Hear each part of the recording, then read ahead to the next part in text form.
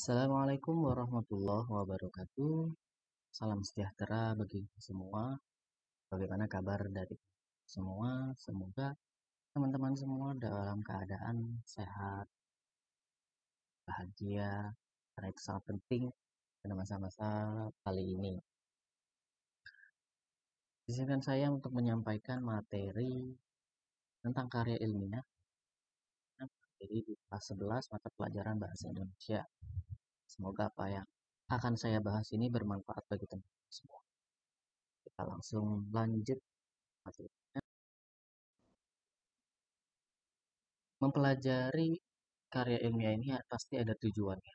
Sebagai peserta didik, siswa kalian dapat mengetahui isi, kemudian sistematika, kebahasaan dari karya ilmiah itu sendiri. Kemudian mampu menganalisis karya ilmiah, membuat karya ilmiah, dan dapat mempresentasikan hasil analisis karya ilmiah atau mempresentasikan hasil karya ilmiah sudah dibuat, baik itu dari individu secara individu maupun kelompok.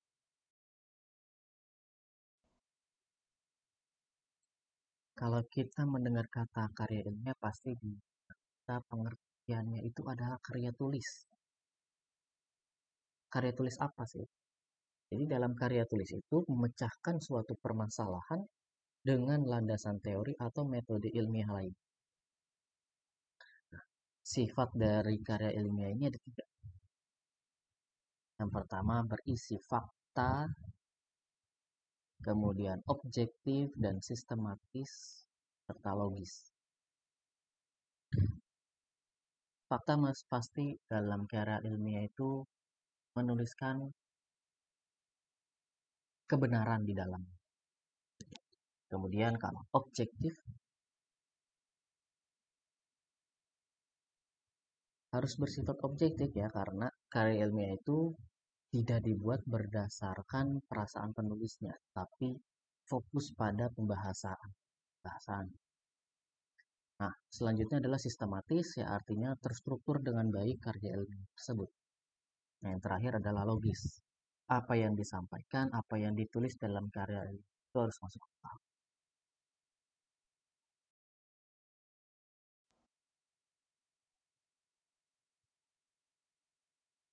Nah, kemudian kita masuk pada jenis dari karya ilmiah. Ada yang sederhana, ada yang sedang ya, atau semi formal, dan ada formal. Nah, yang sederhana yaitu termasuk pada artikel atau esai yang biasa kita jumpai, kita temui di berbagai sosial ataupun aplikasi Google. Nah, artikel atau esai ini biasa kita temui ataupun di koran gitu. Nah, kemudian kalau masuk pada semi formal itu ada laporan penelitian, laporan observasi, laporan praktek kerja lapangan, dan lain sebagainya. Itu adalah karya ilmiah yang semi formal. Dan makalah juga demikian. Kalau karya ilmiah yang bersifat formal itu adalah termasuk skripsi, tesis ataupun disertasi. Skripsi adalah karya ilmiah untuk menyelesaikan studi strata 1 atau S1, tesis untuk master atau S2, dan disertasi untuk S3. Program dokter. Paham ya? Nah, kalau tadi di awal adalah tujuan pembelajaran. Kalau ini adalah tujuan dari karya ilmiah itu dibuat.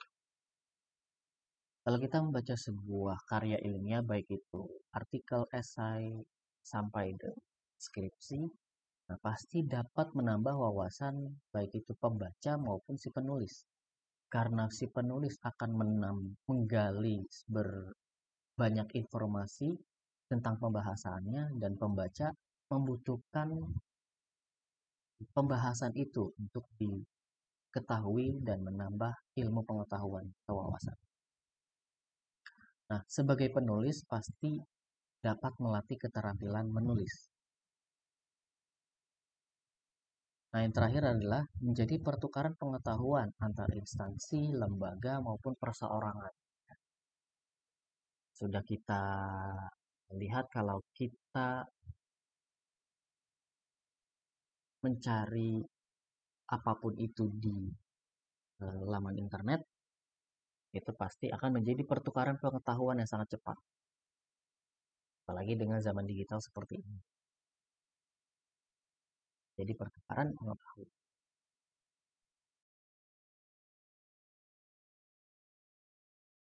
Nah, selanjutnya kita masuk pada sistematika kerangka karya ilmiah. Nah, di sini adalah sistematika yang sederhana. Sederhana berarti masuk pada karya ilmiah jenis artikel atau esai. Mengapa sederhana? Karena sistematikanya ya hanya 3 ini.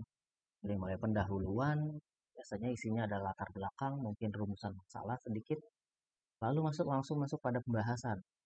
Biasanya 1-2 halaman cukup, dan terakhir adalah penutup, kesimpulan dari apa yang sudah dibahas. Inilah sistematika sederhana. Nah, lalu adalah sistematika semi formal. Ini biasa digunakan untuk laporan penelitian, laporan observasi, praktik kerja lapangan, ataupun makalah. Ini biasa digunakan sistematika seperti ini. Pertama ada cover, pasti cover. Ada judulnya, ada logo instansi, lembaga, dan lain sebagainya, dan siapa pembuat dari makalah laporan tersebut. Nah, kemudian masuk pada kata pengantar, ya, lalu daftar isi. Kalau perlu ada di sini bab 1, biasanya bab 1, 2, 3. Bab 1 isinya pendahuluan, ada anak bab lagi. Dari mulai latar belakang, rumusan masalah, pertanyaan penelitian, dan lain sebagainya. Lalu masuk pembahasan. Bahasan biasanya ada langsung pada isi, kemudian solusi yang akan diangkat, ya. Dan terakhir adalah kesimpulan. Kesimpulan, penutup. Nah, jika sudah kesimpulan, maka langsung masuk pada daftar pustaka. Ya, seperti itu ya, sistematika semi formal yang biasa digunakan atau dipakai dalam menulis laporan ataupun makalah. Nah, dalam sistematika formal yang biasa digunakan untuk penulisan skripsi, tesis, dan disertasi, yang pertama adalah cover. Ya, cover isinya sama, kemudian lembar pengesahan atau persetujuan yang biasanya isinya adalah tanda tangan dari dosen pembimbing dan dosen penguji. Ya. Lalu kata pengantar, abstrak isinya seperti uraian singkat dari apa yang akan dibahas. Lalu daftar isi, kalau ada daftar tabel boleh ditambahkan, atau daftar gambar boleh ditambahkan juga, sesuai dengan apa yang ada di pembahasan. Lalu yang pertama, bab 1 adalah pendahuluan, ada anak bab lagi pastinya, lalu bab 2 juga kajian teori atau kerangka teori. Bab 3 adalah metode penelitian, bab keempat adalah pembahasan atau hasil penelitian. Nah, ini inti dari sebuah karya ilmiah di sistematika.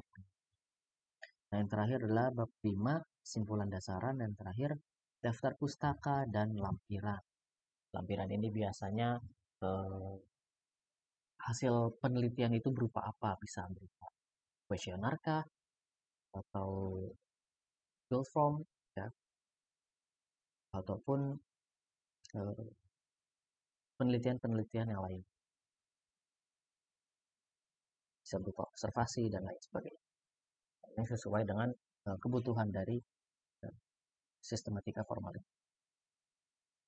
Paham ya, dari 3 sistematika tadi, yang pertama adalah sistematika yang sederhana, lalu sistematika semi formal, dan sistematika formal. Digunakan sesuai dengan jenis karya ilmiah yang dibutuhkan.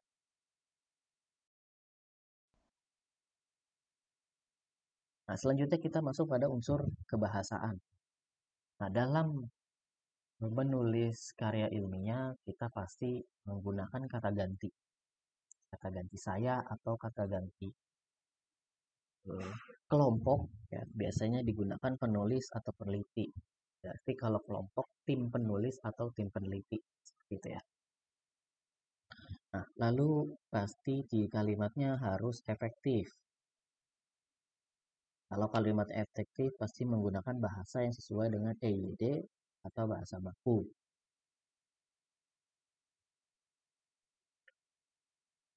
Yang selanjutnya adalah tidak ambigu ya, pasti. Karena dari karya ilmiah ini adalah salah satu cirinya adalah reproduktif. Untuk memberikan pemahamannya secara detail, kemudian mengemas bahasa itu agar tidak membingungkan.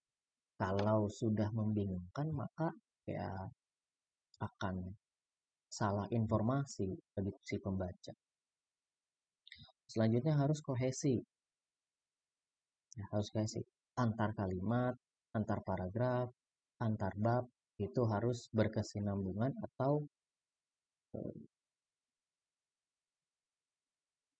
berhubungan satu sama lain. Kemudian juga penyampaiannya tepat sesuai dengan yang diinginkan.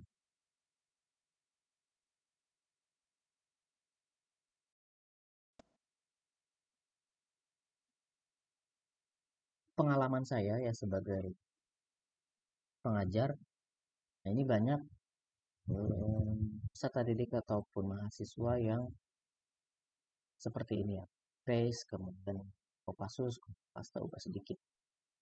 Ini sedikit demi sedikit harusnya sudah mulai dihilangkan karena sudah dipelajari bagaimana cara membuat kutipan yang benar supaya tidak ada klaim kopas seperti itu.